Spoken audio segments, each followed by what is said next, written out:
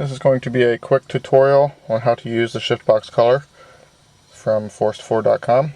You might notice this one is not in an enclosure. This is my prototype one. I sold all the other ones. Once you have it wired up, simply turn on your ignition. By default, when it comes on, it's going to display engine RPM and throttle position sensor on the right hand side, and gear on the left. It'll always boot up to third gear. You can then downshift. That's a safety feature. I know it has some of you confused. You want to check throttle position sensor, lower right hand corner. Just press your throttle down, should go to around 100%, back off 0. And start it up, and it should display the engine RPM. Showing 1450. A little hard to see on this camera.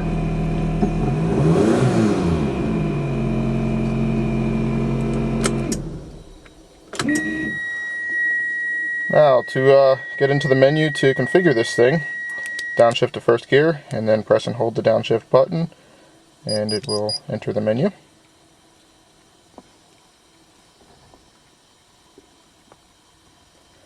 Home screen color, you can press the up screen to edit it. You can set it to default. Default, it shows an asterisk beside the color. The background color is black. You can change that to a variety of colors. Downshift button to go to the next, which is cell color. Default is green, and text color default is white. Next option is the display contents. That allows you the two right cells. You can put a variety of different things in there. Show you engine RPM is default for the top cell. Throttle position sensor, there's some blank ones in there. Temperature sensor, volts, pressure, and back to RPM. Skip on to the next. Units of measure. This allows you to change mostly for the temperature and the pressure. You can set it up Fahrenheit or Celsius, and for the pressure allows you to do PSI, bar, or kPa. Default is Fahrenheit and bar. Next is the upshifter feature. This seems to confuse most people. What this does is allows you to configure when you want it to upshift from each gear. The first option is the 1 to 2 shift. Default is 5,000 RPM. You can set it to whatever you want. You can still manually shift at any point in time up to 5,000 RPM if you have it set there. What will happen when it reaches 5,000 RPM, if you're in first gear, is it will manually shift for you to second gear. You can configure that. That shifts pretty quick. There's 6,000. Then the delay between the gears. Default is 750. That'll be good for most of you. If your transmission shifts a little slower, you might have to go higher. Or if you have a really loose converter that doesn't come down as quick in the RPMs, and you notice it does a double shift, you have to raise that. You might be able to get lowering it a little bit, but there's not really any advantage to doing that. And you can set the 2 to 3 shift. Default's 5,000 RPMs on that one also. Same thing, the 3 to 4 delay, and then the 3 to 4 shift RPM. Downshift protection, by default that is turned on and is set at 4,500 RPM.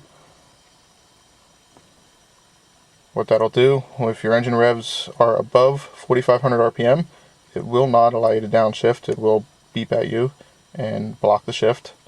It's just protection. You can set that pretty much whatever you want. Enable disable features. In here you can turn on and off the beeps.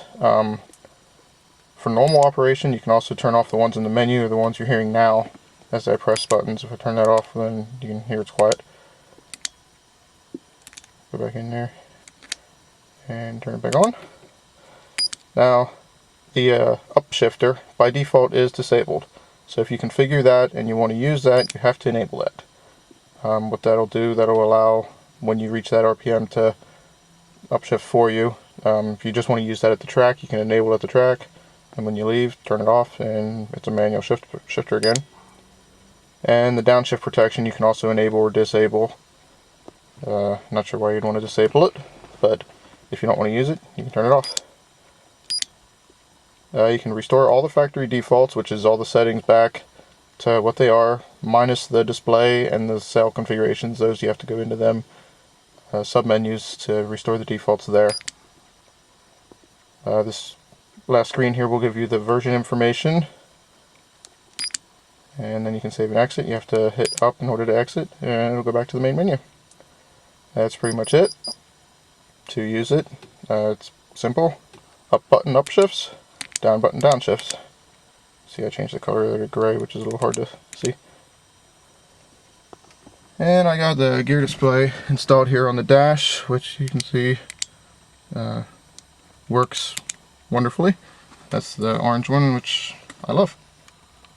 Hope this will help clear up some of the confusion. One other feature I wanted to mention, and didn't. If you want to turn your 3-speed into a 4, or your 4-speed into a 3-speed rather, simply go into 4th gear, hold the upshift button, and it will disable overdrive. You'll see at the bottom there it says overdrive off. Now you cannot upshift into 4th. That's handy if you want to use it as just a 3-speed transmission for it to track. If you're pressing buttons and you don't want to accidentally upshift into that.